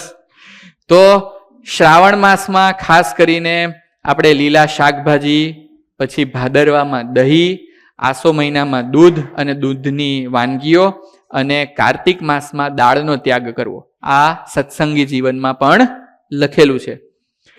તો આ જે ચાતુર્માસમાં માનો કે આપણે બીજી બધી વસ્તુઓ, ચાંદ્રાયણ આદિક મોટા મોટા વ્રત, ધારણા પારણા એવું બધું ન કરી શકીએ તો આ જે સામાન્ય વસ્તુ છે એટલાનો ત્યાગ તો કરી શકાય. ફરીથી શ્રાવણ માસ દરમિયાન શેનો ત્યાગ કરવાનો? લીલા શાકભાજી, પછી ભાદરવામાં દહીંનો, પછી આસોમાં દૂધનો, અને કાર્તિક મહિનામાં દાળનો ત્યાગ કરવાનો. પછી યુધિષ્ઠિરે શ્રી કૃષ્ણ ભગવાનને પૂછ્યું કે હે જનાર્દન, કૃપા કરીને મને અષાઢ માસની શુક્લ પક્ષની જે એકાદશી છે તેનું મહાત્મ્ય કહો. એ એકાદશી કઈ રીતે કરવી અને તેનું શું ફળ પ્રાપ્ત થાય? ત્યારે શ્રી કૃષ્ણ ભગવાન બોલ્યા છે, હે રાજન, આ એકાદશી દેવશયની એકાદશી તરીકે પ્રસિદ્ધ છે. આ દિવસે ભગવાન શ્રી હરિ ક્ષીરસાગરમાં શયન કરવા જાય છે અને ચાતુર્માસનો પ્રારંભ થાય છે. આ એકાદશી અત્યંત પુણ્યદાયી છે. જે ભક્ત આ દિવસે વ્રત રાખે છે તેને અઢળક પુણ્ય મળે છે અને સર્વ પાપો નાશ થાય છે. પુરાણોમાં વર્ણન છે કે એક વખત રાજા માનધાતા, જે સત્યવ્રતી હતા, ધર્મપરાયણ હતા અને પરમ વિષ્ણુ ભક્ત હતા, તેઓએ આ એકાદશીનું વ્રત કર્યું હતું. તેના પ્રભાવથી તેઓ રાજસુખ, ધર્મસુખ અને અંતે મોક્ષને પામ્યા. શું નામ હતું રાજાનું? માનધાતા. પછી બીજી એક શાસ્ત્રમાં પ્રસિદ્ધ વાર્તા છે કે લક્ષ્મીજી પોતે પણ આ દિવસે ભગવાન વિષ્ણુના શયનમાં જઈને એમની સેવા કરે છે. દેવતાઓ આ પ્રસંગે ભેગા થઈને ભગવાનને પ્રાર્થના કરે છે કે હે નારાયણ, આપના શયનથી અમારો ભાર હળવો થાય છે, પરંતુ આપના જાગ્રત થવાથી ફરી લોક કલ્યાણ થાય છે. એટલે ભલે અત્યારે તમે સૂઈ જતા, પણ કૃપા કરીને પછી પાછા જાગજો અને અમને દર્શન વગેરેનું સુખ આપજો. તો આ એકાદશીનો મહિમા શાસ્ત્રમાં એ પ્રમાણે કહેવામાં આવ્યો છે કે જે કોઈ વ્યક્તિ આ એકાદશીનું વ્રત કરે તેને ગમે તેટલા યજ્ઞ કર્યા હોય, દાન કર્યા હોય, તીર્થ વગેરે કર્યું હોય, પણ આ દેવશયની એકાદશી એનાથી વધારે ફળ આપનારી છે. લગ્ન, પછી શુભ પ્રસંગ, નવા કાર્ય એ બધા જ આ ચાતુર્માસ દરમિયાન થતા નથી, કેમ કે ભગવાન પોઢી ગયા છે. ભગવાન પોઢી ગયા ત્યારે બધા ભક્તો શું કરે? ભગવાન ફરીથી દર્શનનું સુખ આપે, ભગવાન પ્રસન્ન થાય એટલા માટે 4 મહિના ભજન કરે, તપ કરે, ભગવાનને રાજી કરવા, અને બધા શુભ કામ પડ્યા મૂકે. પછી જ્યારે દેવ જાગે, દેવ પ્રબોધિની એકાદશી આવે, ભગવાન દર્શન આપે, પછી બધા શુભ કાર્યો શરૂ કરે. એટલા માટે આપણે આ 4 મહિના શુભ કાર્યો કરતા નથી. તમે ક્યારે આ ચાતુર્માસ દરમિયાન કોઈના લગ્નમાં ગયા છો? ભાગ્યે જ. જે આ શાસ્ત્રોમાં ના માનતા હોય એ લોકો ચાતુર્માસ દરમિયાન લગ્ન અથવા કોઈ શુભ પ્રસંગો કરતા હોય, પણ મોટે ભાગે બધા શું કરે? ભગવાનનું ભજન કરે. પછી શ્રી કૃષ્ણ ભગવાન અંતે કહેવા લાગ્યા કે હે રાજન, દેવશયની એકાદશી કરનાર ભક્ત પાપથી મુક્ત થાય છે અને એકાદશીનું શ્રવણ કરનાર જે છે એને પણ 1000 ગાયો દાન કરવાનું ફળ થાય છે. દેવશયની એકાદશી ચાતુર્માસની શરૂઆત કરાવનારી છે અને સર્વ પાપનો નાશ કરાવનારી છે અને મોક્ષ પ્રદાન કરનારી છે. હવે આવી 17મી એકાદશી. 17મી એકાદશીનું નામ છે કામિકા એકાદશી, જે આવે છે અષાઢ વદ 11. એક વખત યુધિષ્ઠિર મહારાજે શ્રી કૃષ્ણ ભગવાનને પૂછ્યું કે હે જનાદર, કૃપા કરીને મને શ્રાવણ માસની કૃષ્ણ પક્ષની એકાદશીનું મહાત્મ્ય કહો, ત્યારે તેના પાલનથી શું ફળ થાય તે પણ મને કહો. ત્યારે ભગવાન શ્રી કૃષ્ણ બોલ્યા, હે રાજન, આ એકાદશીનું નામ કામિકા એકાદશી છે. તે સર્વ પાપોનો નાશ કરે છે, ભક્તોને મુક્તિ આપે છે, અને ભક્ત કામિકા એકાદશી કરે છે, જે ભક્ત કામિકા એકાદશી કરે છે તેનાથી પિતૃઓ તૃપ્ત થાય છે. શ્રાદ્ધ કરવાનું આપણે રહી ગયું હોય કંઈક, બરાબર, ડેટ ગણતરીમાં કંઈક ભૂલ થઈ ગઈ હોય ને જો પિતૃઓને તૃપ્ત કરવા હોય તો કઈ એકાદશીનું વ્રત કરવાનું? કામિકા એકાદશી. પિતૃઓ તૃપ્ત થાય છે, દેવતાઓ પ્રસન્ન થાય છે, અને અંતે ભગવાનના ધામની પ્રાપ્તિ થાય છે. પૂર્વકાળે એક ગામમાં એક દુષ્ટ બ્રાહ્મણ રહેતો હતો. એક દિવસ તેણે ગુસ્સામાં એક નિર્દોષ ગાયને મારી નાખી. ગૌ હત્યાનું તાત્કાલિક બ્રાહ્મણને પાપ લાગ્યું. પાપે કરીને અતિશય વ્યાકુળ થયો, દુઃખી થયો, બધી ધન સંપત્તિ સમૃદ્ધિ બધી હણાઈ ગઈ. તેનો ઉદ્ધાર કોઈ રીતે થઈ શકે તેવી પરિસ્થિતિ રહી નહીં. સદભાગ્યે તે એક દિવસ એક મહાત્મા ઋષિના આશ્રમમાં પહોંચી ગયો. ઋષિને તેની સ્થિતિ જોઈ ખૂબ દયા આવી અને બ્રાહ્મણને પૂછ્યું કે ભાઈ, તારી આવી કેવી રીતે સ્થિતિ થઈ? એ પૂછવા લાગ્યો કે હે મુનિ, મેં મોટું પાપ કર્યું છે, હવે મારું કેવી રીતે કલ્યાણ થાય તે કૃપા કરીને મને કહો. ત્યારે મુનિ બોલ્યા, હે બ્રાહ્મણ, તારો ઉદ્ધાર કામિકા નામની એકાદશી જ કરી શકે તેમ છે. તું આ એકાદશીનો ઉપવાસ કરજે, ભગવાન શ્રી હરિની ભક્તિ કરજે, અને એકાદશીના પ્રભાવથી તારા બધા જ પાપો દૂર થઈ જશે. બ્રાહ્મણે શ્રદ્ધાથી કામિકા એકાદશીનું વ્રત કર્યું, પૂજા કરી, ભગવાન વિષ્ણુનું નામ સ્મરણ કર્યું, અને પરિણામે તેના બધા જ પાપો નાશ પામી ગયા અને ભગવાનના ધામને પામ્યો.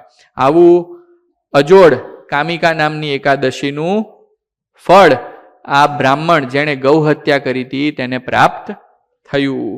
આપણે તો જો કોઈ ગૌ હત્યા કરવા તો જતા નથી, પણ નાના મોટા જીવજંતુઓ આપણાથી મરી જતા હોય કે એવી કોઈ નાની મોટી આપણાથી ભૂલ થતી હોય તો આ એકાદશીનું આપણે વ્રત કરવું અને ભગવાનને પ્રસન્ન કરવા. શ્રી કૃષ્ણ ભગવાને યુધિષ્ઠિરને કહ્યું કે હે રાજન, જે ભક્ત કામિકા એકાદશીનું વ્રત કરે છે તે સર્વ પાપોથી મુક્ત થાય છે, અને આ એકાદશીની કથા સાંભળવાથી પણ મનુષ્યોને હજારો ગાયો દાન કર્યાનું ફળ મળે છે. કામિકા એકાદશી સર્વ પાપો નાશ કરાવે છે અને અંતે આપણને ભગવાનના ધામની પ્રાપ્તિ કરાવે છે. હવે આવી 18મા નંબરની એકાદશી. આ એકાદશીનું નામ છે પવિત્રા એકાદશી. યુધિષ્ઠિર મહારાજે ફરીથી શ્રી કૃષ્ણ ભગવાનને પૂછ્યું કે હે નાથ, કૃપા કરીને શ્રાવણ માસની શુક્લ પક્ષની એકાદશીનું નામ મને કહો અને તેનું મહાત્મ્ય પણ મને જણાવો.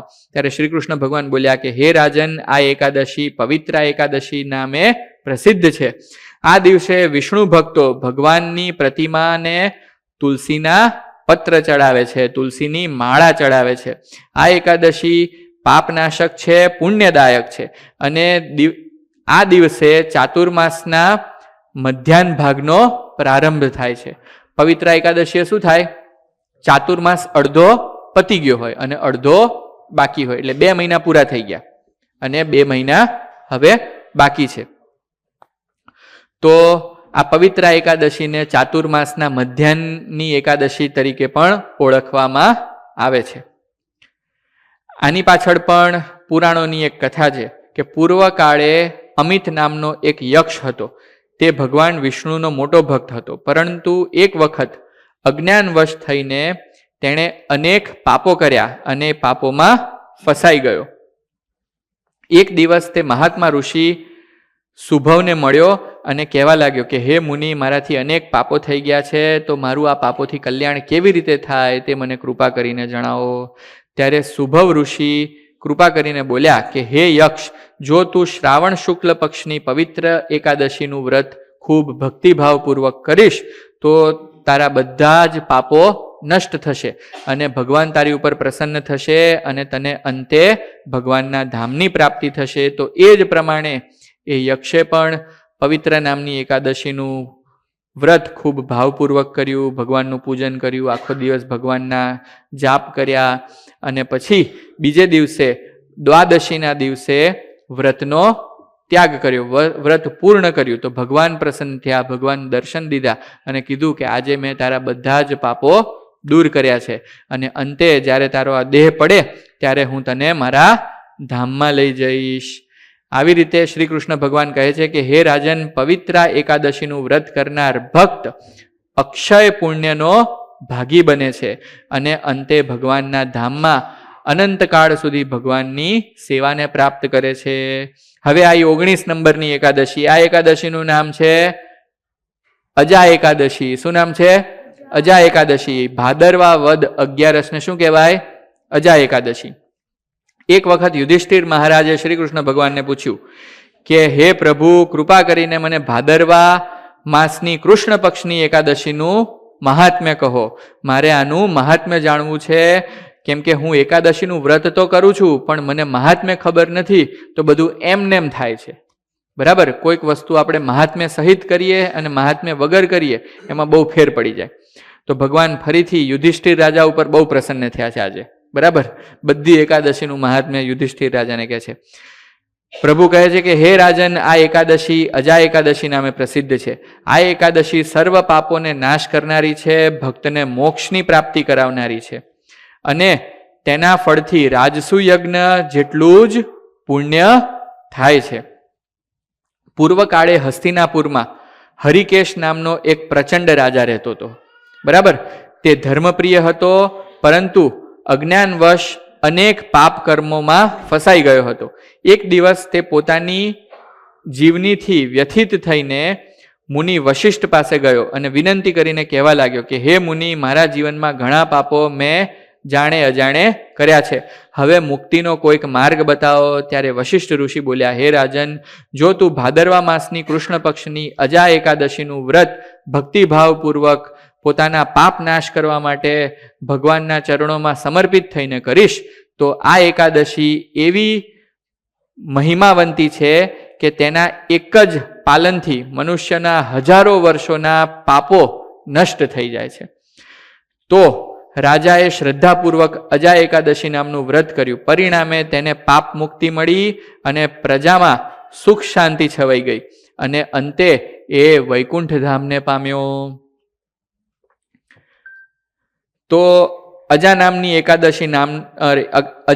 એકાદશીનું ફળ પણ આપણે જોયું. હવે આવી જલઝીલણી એકાદશી. જલઝીલણી એકાદશી આપણે મનાઈ હતી મંદિરમાં. શું કર્યું હતું એ દિવસે? ભગવાનને જળમાં ઝીલાયા હતા ને, અને પછી શેનો પ્રસાદ લીધો હતો? કાકડી અને શેરડી અને સફરજન હતા? નતા? સારું, કાકડી અને શેરડીનો પ્રસાદ લીધો હતો. તો જલઝીલણી એકાદશી પણ આપણા સંપ્રદાયમાં ખૂબ મહત્વ ધરાવે છે. તો ભાદરવા સુદ એકાદશીને શું કહેવાય? જલઝીલણી એકાદશી. એક વખત રાજા યુધિષ્ઠિરે શ્રી કૃષ્ણ ભગવાનને પૂછ્યું કે હે પ્રભુ, ભાદરવા સુદ એકાદશીનું નામ શું છે અને એની કથા શું છે એ મને જણાવો, એનો મહિમા પણ મને જણાવો. ત્યારે શ્રી કૃષ્ણ ભગવાન બોલ્યા, હે રાજન, આ એકાદશી જલઝીલણી એકાદશી નામે પ્રસિદ્ધ છે. આ દિવસે ભગવાન વિષ્ણુની પૂજા કરવામાંથી અત્યંત પુણ્યની પ્રાપ્તિ થાય છે.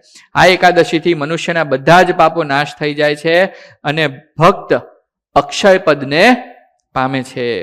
પૂર્વકાળે રાજા સૃષ્ટિભાન નામના એક ધાર્મિક રાજા હતા.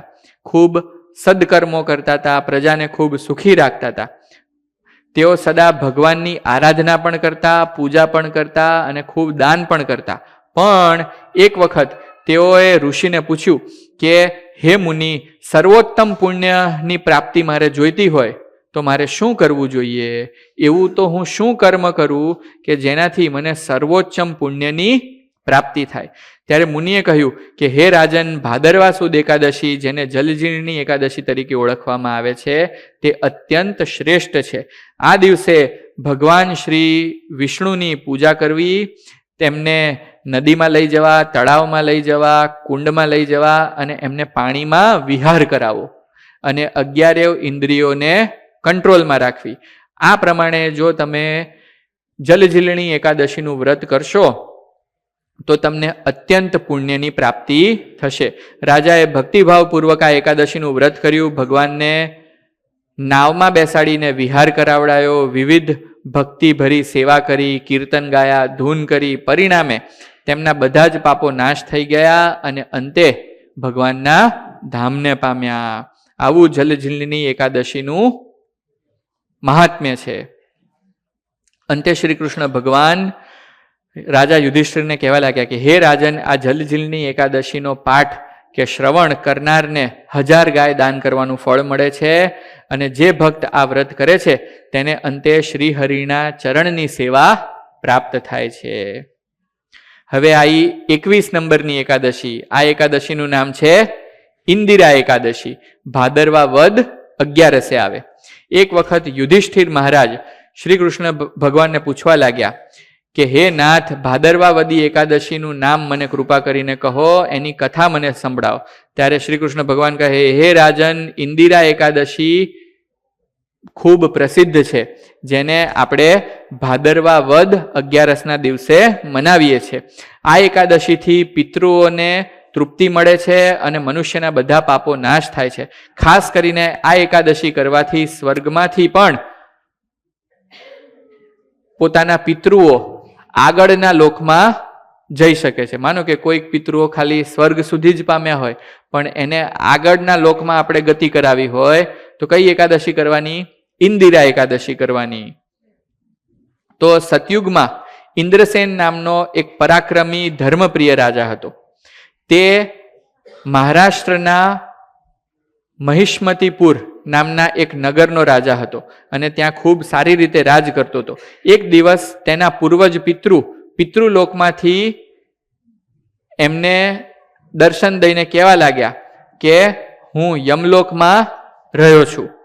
એક વખત એ રાજાના પિતૃએ નારદજીને વિનંતી કરી કે હે મુનિ, મારા પુત્ર રાજા ઇન્દ્રસેનને જાઓ, મળો અને કહો કે ઇન્દિરા નામનું વ્રત કરે, ઇન્દિરા નામની એકાદશીનું વ્રત કરે, કે જેથી કરીને મને યમલોકમાંથી છુટકારો મળે, કે આ નરકમાં હું બહુ પીડાઉં છું અને જો મારા પુત્ર આ એકાદશી કરે તો મારી નરકમાંથી ગતિ થાય અને હું સ્વર્ગને પામું.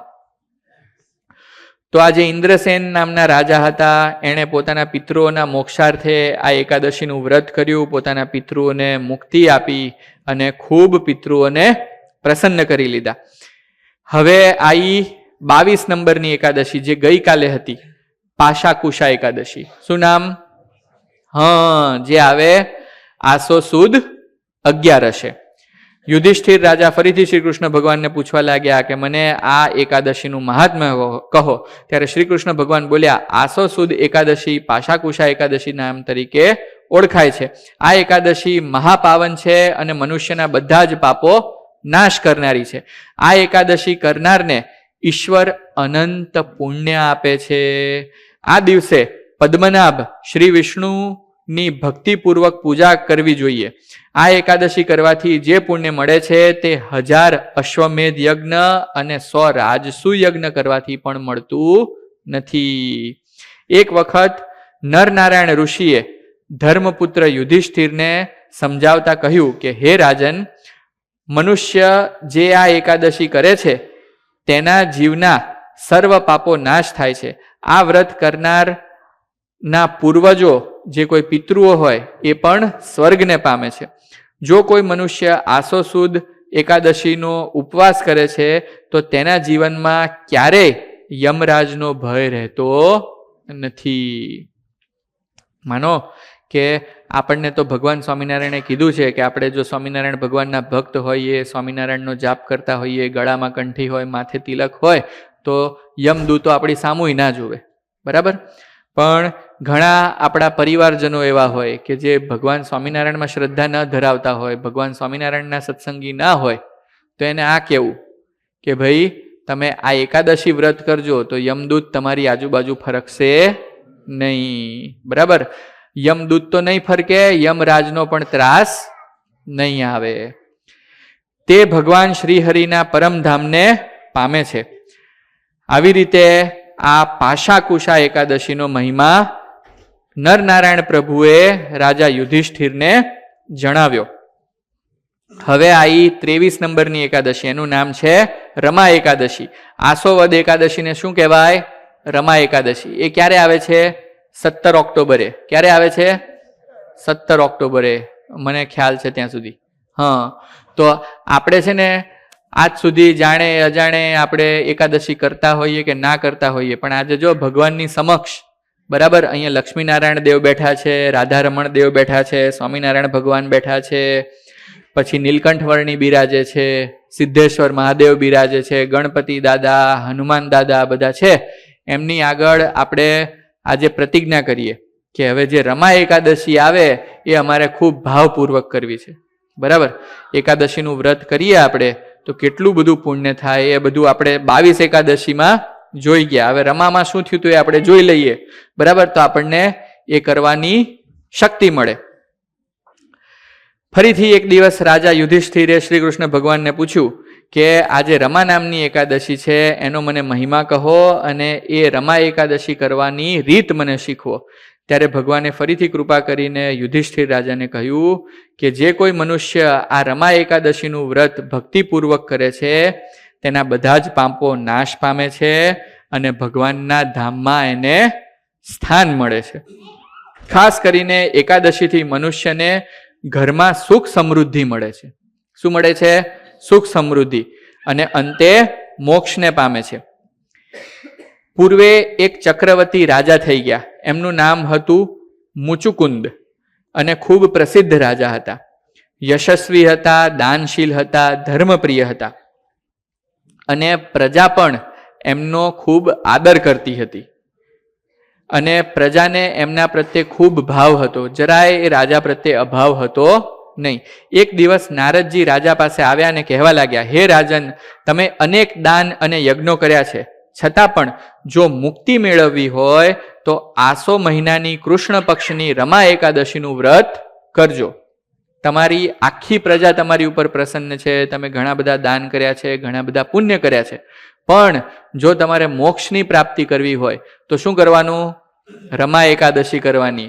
આપણે એવું સમજવાનું કે નારદજી આપણી ઉપર કૃપા કરીને આ વાત આપણને કરી રહ્યા છે. બરાબર? શું કે જો આવતી રમા એકાદશી આપણે કરીશું તો ભગવાનની કૃપાથી આપણને મોક્ષની પ્રાપ્તિ થશે. તો નારદજી કહે છે કે આ વ્રત પાપોનો નાશ કરીને મનુષ્યને મોક્ષ આપે છે. આપણા જીવનમાં અત્યારે કંઈક આપણી પાસે પાપનું બેલેન્સ હશે કે નહીં હોય? હે? હોય જ ને. તો હવે આવો ધોવાનો સારામાં સારો ઉપાય 15 દિવસ પછી આપણને મળે છે, તો આપણે કરી લેવી છે. ગમે તે થાય, ભૂખ્યા મરી જઈએ, ચક્કર આવી જાય, ઓફિસે ના જવાય તો ચાલશે, પણ પાપ તો બધા ધોઈ જ નાખવા છે. બરાબર ને? રાજાએ ખૂબ શ્રદ્ધાથી આ વ્રત કર્યું. પરિણામે તેમના બધા પાપો નાશ થયા. રાજ્યમાં પણ ખૂબ સુખ શાંતિ છવાઈ ગઈ અને અંતે તેઓ ભગવાનના ધામને પામ્યા. આવું અદ્ભુત રમા નામની એકાદશીનું ફળ આપણને જાણવા મળ્યું. હવે છેલ્લી એકાદશી, બરાબર, 24માની છેલ્લી, એનું નામ છે દેવ પ્રબોધિની એકાદશી અથવા પ્રબોધિની એકાદશી, જે આવે છે કારતક સુદ 11. આ એકાદશી એટલી બધી મહત્વપૂર્ણ છે કે આ દિવસે જે કાર્ય થયા છે ને એ તમે સાંભળશો ને તોય તમને એમ થશે કે અરે વાહ, આવા વિશેષ કાર્યો બધા મોટા પુરુષોએ ને ભગવાને આ દિવસે કર્યા છે. તો આ એકાદશી બધી જ એકાદશીઓમાં શિરમોડ છે, બધી જ એકાદશીની રાજા છે. બરાબર? તો કેવા કેવા કાર્યો થયા છે એ હું ખાલી તમને કહું તો આપણા ભગવાન જે સ્વામિનારાયણ છે એમના પિતા ધર્મદેવ, એમનો જન્મ ઇટાર નામના ગામે આ કાર્તિક સુદ એકાદશીના દિવસે થયો હતો, વિક્રમ સંવત 1796. તો જોયું, ધર્મદેવનું પ્રાગટ્ય ક્યારે થયું? આ પ્રબોધિની એકાદશીએ. બીજું કાર્ય, નીલકંઠ વર્ણી, જેમણે 11 વર્ષની ઉંમરે ઘરનો ત્યાગ કર્યો તો, 7 વર્ષ વન વિચરણ કર્યું, પછી લોજમાં મુક્તાનંદ સ્વામીને મળ્યા, ત્યાં સંતોની 2 વર્ષ સેવા કરી, ત્યારે રામાનંદ સ્વામીએ કૃપા કરીને નીલકંઠ વર્ણીને મહાદીક્ષા આપી. ક્યારે? આ પ્રબોધિની એકાદશીના દિવસે, વિક્રમ સંવત 1856. 57માં. ભગવાન માત્ર 20 વર્ષના હતા ત્યારે એમને રામાનંદ સ્વામીએ મહાદીક્ષા આપી હતી. કયા ગામમાં આપી હતી? કોણ કહેશે? પીપલાણામાં આપી હતી. બરાબર.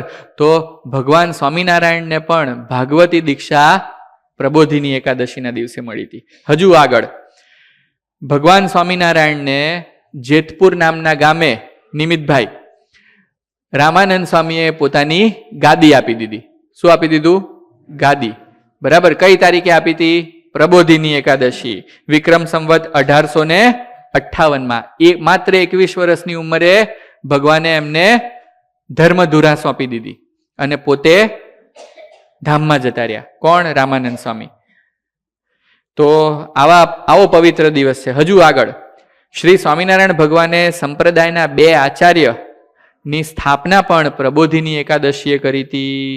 કઈ સાલમાં? વિક્રમ સંવત 1882માં. અત્યારે ચાલે છે વિક્રમ સંવત 2081.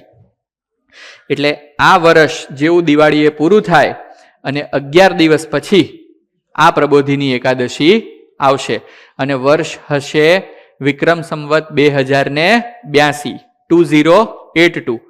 તો ભગવાને આ આચાર્ય સ્થાપના કરી એને 200 વર્ષ પૂરા થાય છે.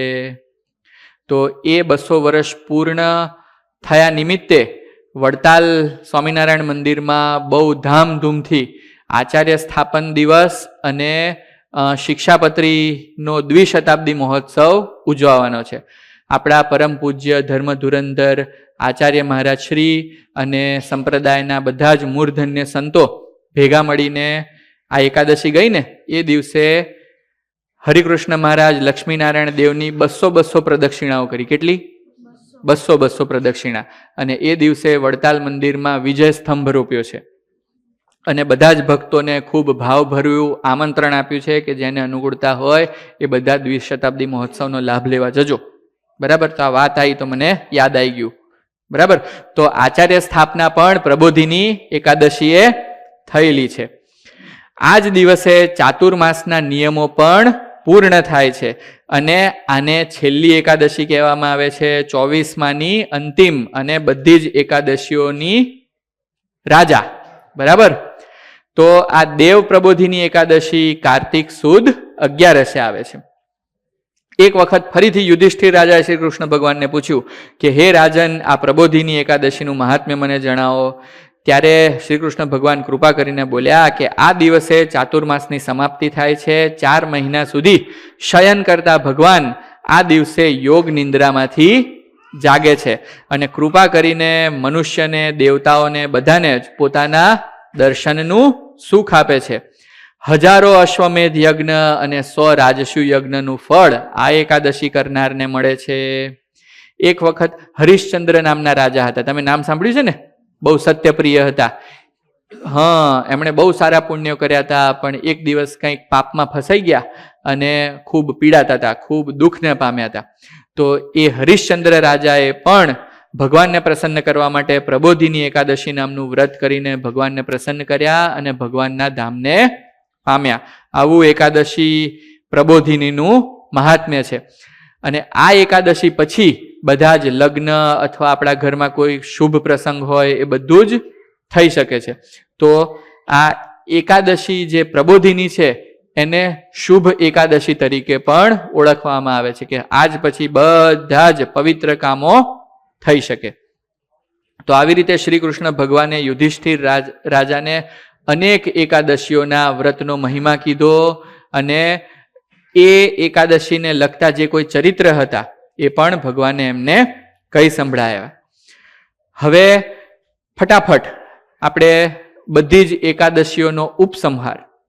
પહેલું તો બધા પાપ નાશ થાય, બીજું સુખ સમૃદ્ધિ મળે, આપણા જીવનમાં જે કોઈ બધા કષ્ટ હોય એ બધા દૂર થાય અને અંતે ભગવાનના ધામને આપણે પામી શકીએ. એકાદશીનું વ્રત કઈ રીતે કરવાનું? તો કે એકાદશીના દિવસે આપણે અન્ન ગ્રહણ નહીં કરવાનું. પછી બીજું, ઇન્દ્રિયોને કાબુમાં રાખવાની. કેટલી ઇન્દ્રિયોને? 11 ઇન્દ્રિયો. કઈ કઈ 11 ઇન્દ્રિયો અંકિતભાઈ? 5 કર્મ ઇન્દ્રિય અને 5 જ્ઞાન ઇન્દ્રિય. જ્ઞાન ઇન્દ્રિયમાં કઈ આવે? શ્રોત્ર, ત્વક, ચક્ષુ, રસના અને ઘ્રાણ. અને કર્મેન્દ્રિયોમાં વાક, પાણી, પાદ, પાયુ અને ઉપસ્થ. બરાબર, આ 5 ઇન્દ્રિયો. અને 4 અંતકરણ, મન, બુદ્ધિ, ચિત્ત, અહંકાર. એમાંથી ખાલી મનને કંટ્રોલ કરવાનું, બુદ્ધિ, ચિત્ત અને અહંકારને કંટ્રોલ કરવાની જરૂર નથી. બરાબર, તો આવી રીતે એકાદશીના દિવસે બધા જ ભગવાનના ભક્તોએ મંદિરમાં આવવું, ભગવાનનું ભજન કરવું, ધૂન કરવી, કીર્તન કરવું, કથા શ્રવણ કરવી, વચનામૃત, સત્સંગી જીવન વગેરે ગ્રંથોનો પાઠ કરવો, ભક્ત ચિંતામણી, નિષ્કુળાનંદ કાવ્ય વગેરે કરવાથી આપણે આ બધી જ એકાદશીઓનું ફળ બહુ સહેલાઈથી મંદિરમાં આવીને અથવા પોતાના ઘરે કરીને પ્રાપ્ત કરી શકીએ છીએ. આ બધું એકાદશીનું મહાત્મ્ય ઘનશ્યામ મહારાજે કોને કીધું? વૈરાગી, મોહનદાસ વૈરાગી. બરાબર, એને આ કીધું. અને પછી ઘનશ્યામ મહારાજ એને પૂછવા લાગ્યા. તે સાંભળીને ઘનશ્યામ મહારાજ બોલ્યા છે, હે પુરાણી, આવો એકાદશીનો મહિમા ભગવાને કહ્યો છે, તો પણ કેટલાક માણસો તો જાણતા છતાં પણ એકાદશીનું વ્રત કરતા નથી. તે સાંભળીને લગાર એક રીસ ચડી ગઈ. કોને? વૈરાગીને. બરાબર, અને કહેવા લાગ્યો કે હે ભાઈ, આ મનુષ્ય દેહ ભગવાને આપ્યો છે, તે કાંઈ શું દુઃખ ભોગવવા આપ્યો છે? હે, આપણે એકાદશીના દિવસે 11 ઇન્દ્રિયોને કંટ્રોલમાં રાખવાની શું જરૂર છે? બરાબર, આપણે એવું દુઃખ ભોગવવાની શું જરૂર છે? એકાદશીના દિવસે તો જગન્નાથપુરીમાં એકાદશીને ઉપર બાંધી દેવામાં આવી છે. એટલે એનો મતલબ આ શું કાઢે છે ખબર છે? કે આપણે એકાદશી કરવાની નહીં. જગન્નાથપુરીમાં એકાદશીને ઉપર બાંધી છે એનો મતલબ શું ખબર છે? કે ભગવાનનું જે સ્થાન છે એના કરતાં પણ ઊંચું એને સ્થાન આપ્યું છે. તો જગન્નાથપુરીમાં તો બહુ ધૂમધામથી એકાદશી ઉજવાય છે અને બધા વ્રત કરે છે અને ઉપવાસ કરે છે અને ભગવાનનું ભજન કરે છે. આ વૈરાગીએ શું અર્થ કાઢ્યો? એને કે ઉપર બાંધી દીધી, એટલે કે આપણે વ્રત નહીં કરવાનું, દેહને દુઃખ નહીં આપવાનું. આવું જ્ઞાન એ કોને પીરસવા માંડ્યા? પુરુષોત્તમ નારાયણને. હવે જો પુરુષોત્તમ નારાયણ શું હાલત કરે છે. તો મહારાજને કહે છે કે એકાદશી તો જગન્નાથપુરીમાં ઊંચે બાંધી રાખી છે, તે એટલા માટે જ એ આત્મરૂપી ભગવાનને ભૂખ્યા રાખીને દુઃખ વેઠાવવું એ બહુ ખોટું છે. કે ભગવાન તો આપણા આત્મા સમાન છે. તો આપણા આત્મારૂપી જે ભગવાન છે, જો આપણે 11 ઇન્દ્રિયોને કંટ્રોલ કરીએ તો આત્મારૂપી ભગવાન દુખાઈ જાય ને. એટલે કે આપણે એવું ના કરાય. આવું ઉપદેશ ઘનશ્યામ મહારાજને આપવામાં માંડ્યો. માટે આ દેહે કરીને તો ખાવું, પીવું ને મોજ કરવી, એ માટે જ આ મનુષ્ય દેહ ભગવાને આપણને આપ્યો છે. અને ફરી ફરી કાંઈ મનુષ્ય દેહ મળતો નથી. એટલે ભરપેટ આપણે ખાઈ લેવું. માટે વિષય માત્રથી તૃપ્ત થઈને દેહ પડે તો ઘણું સારું, નહીં તો વાસના રહી જાય તો ભૂત થવું પડે. બોલો, બરાબર ને? એકાદશી તો જે દાડે અન્ન ન મળે તે દાડે આપણે કરીએ જ છીએ. આવો ઉપદેશ ઘનશ્યામ મહારાજને આપવા લાગ્યા. આવી રીતનું વચન સાંભળીને ઘનશ્યામ મહારાજના મનમાં એમ થયું કે આવા ત્યાગીને સર્વે ઉપદેષ્ટા અને ગુરુ કરીને પૂજે છે, એની પાસેથી જ્ઞાન મેળવે છે. તો જે વ્યક્તિ આવા ત્યાગી પાસેથી જ્ઞાન મેળવે એની શું હાલત થાય? બરાબર, ભગવાનને કેવી દયા આવે કે ત્યાગીનો, સાધુ સંતોનો તો ધર્મ છે કે શાસ્ત્રોમાં જે રીત ભાત પ્રવર્તાઈ હોય એ લોકો પાસે પ્રવર્તાવી. બરાબર, પણ એની જગ્યાએ આ ઊંધી ગંગા વહાવે છે. હા, તો ઘનશ્યામ મહારાજને તો જરાય ગમ્યું નહીં. તે પોતે અવળે માર્ગે ચાલે છે અને બીજા લોકોને પણ ભૂંડા માર્ગે દોરે છે. એમ વિચાર કરીને ત્યાંથી ઉઠી નીકળ્યા અને હનુમાનજીની પ્રદક્ષિણા ફરવા લાગ્યા ઘનશ્યામ મહારાજ. આટલું જોઈને પાછા મોહનદાસ વૈરાગીને શાંતિ ન થઈ. મોહનદાસ વૈરાગી ઘનશ્યામ મહારાજની મશ્કરી કરવા લાગ્યા અને સભાજનો આગળ બોલ્યા છે, જુઓ ભાઈ જુઓ, આ એકાદશીનો મહિમા વધારીને મને શિખામણ દેવા આવ્યા હતા. હવે જોયું, મેં જવાબ આપ્યો તો ઊભા થઈને જતા રહ્યા ને. હવે હનુમાનજીની પ્રદક્ષિણા કરવા લાગ્યા. એમ કહ્યું તેટલામાં જ તત્કાળ તે વૈરાગીને સમાધિ થઈ ગઈ અને તરત ભગવાન ઘનશ્યામે એને યમપુરીના દર્શન કરાયા. યમપુરીના દર્શન કરાયા અને ત્યાં યમરાજા અને યમદૂતો એટલો બધો માર માર્યો, એટલો બધો માર માર્યો કે ના પૂછો વાત.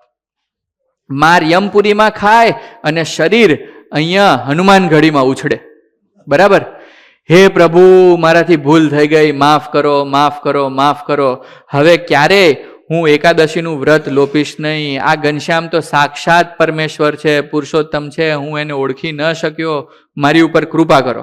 એમ કરીને બહુ આજીજી કરી તો યમદૂતો છોડ્યો નહીં એને. બરાબર? કોને? જે ત્યાગી થઈને મફતના રોટલા ખાઈને ભગવાનની વાતનું પ્રતિપાદન ન કરે અને ભક્તોને ઊંધા માર્ગે દોરે, એની આ હાલત થાય. બરાબર? એવું ભગવાન સ્વામિનારાયણે ઘનશ્યામ રૂપે ચરિત્ર કરીને આપણને સમજાયું.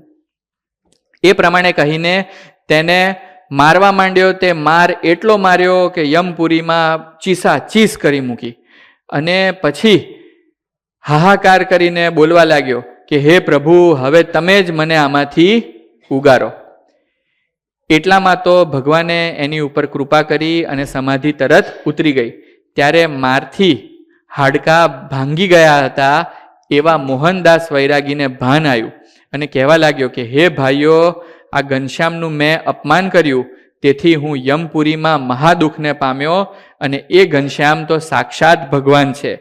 એ જે કે એમ તમે બધા કરજો, મારું માનતા નહીં. એમ કહીને તે ધીરે રહીને ઊભો થઈને ઘનશ્યામ મહારાજની પ્રદક્ષિણા કરતો અને પછી ભગવાનના ચરણારવિંદમાં મસ્તક મૂકીને દંડવટ કર્યો અને બોલ્યો કે હે ભગવાન, તમે તો સાક્ષાત મારા ઈષ્ટદેવ શ્રી રામચંદ્રજી છો, તે મારો અપરાધ ક્ષમા કરો. એમ કહીને એકાદશીનું વ્રત કરાવવાનું નિયમ લીધું ને પછી નિર્માની થકો પુસ્તક બાંધીને પોતાને સ્થાનકે ગયો. તે વાતની એ હનુમાનગઢીમાં જેટલા વૈરાગ્યો રહેતા હતા એ બધાને ખબર પડી. કેમ કે ભગવાને ખાલી એક જ જણને પરચો આપવાનો હોય, પછી બીજા બધા સુધરી જાય. તો બધા વૈરાગ્યોને ખબર પડી. બધા જ વૈરાગ્યો ઘનશ્યામ મહારાજના ઘરે ગયા, એમનું પૂજન કર્યું, એમના પગે લાગ્યા અને ભગવાને કૃપા કરીને એમને રામચંદ્ર સ્વરૂપે દર્શન આપ્યા. કે બધા વૈરાગીઓ, જો બધા તો એવા ખરાબ ના હોય, કોક એવું હોય તો બધાને રામચંદ્ર રૂપે દર્શન આપ્યા અને પછી ભગવાન અદ્રશ્ય થઈ ગયા. આવું દિવ્ય અલૌકિક ચરિત્ર ઘનશ્યામ મહારાજે અયોધ્યામાં મોહનદાસ વૈરાગીને પાઠ ભણાવવા માટે કર્યું હતું. અને સાથે સાથે આપણે પાઠ ન ભણવો પડે એટલા માટે આપણે પણ આમાંથી શીખી જવાનું. સમજદાર કો ઈશારા કાફી. બરાબર ને? તો આપણે તો 2 સભાથી આ આટલો ઈશારો નથી આપ્યો. 2-3 કલાક કથા કરી છે 24 એકાદશીની. બરાબર? તો ભગવાનના જે ભક્તો હોય, જેને ભગવાનને પ્રસન્ન કરવા હોય, તેણે એકાદશીનું વ્રત ખૂબ ભક્તિભાવપૂર્વક કરવું, ઢોર લાંઘણ કરવી નહીં. ભગવાન આપણી ઉપર પ્રસન્ન થાય, આપણા પાપો બાળી નાખે અને અંતે તેમના ધામમાં આપણને દિવ્ય ગતિ પમાડે. બોલો સહજાનંદ સ્વામી મહારાજની જય.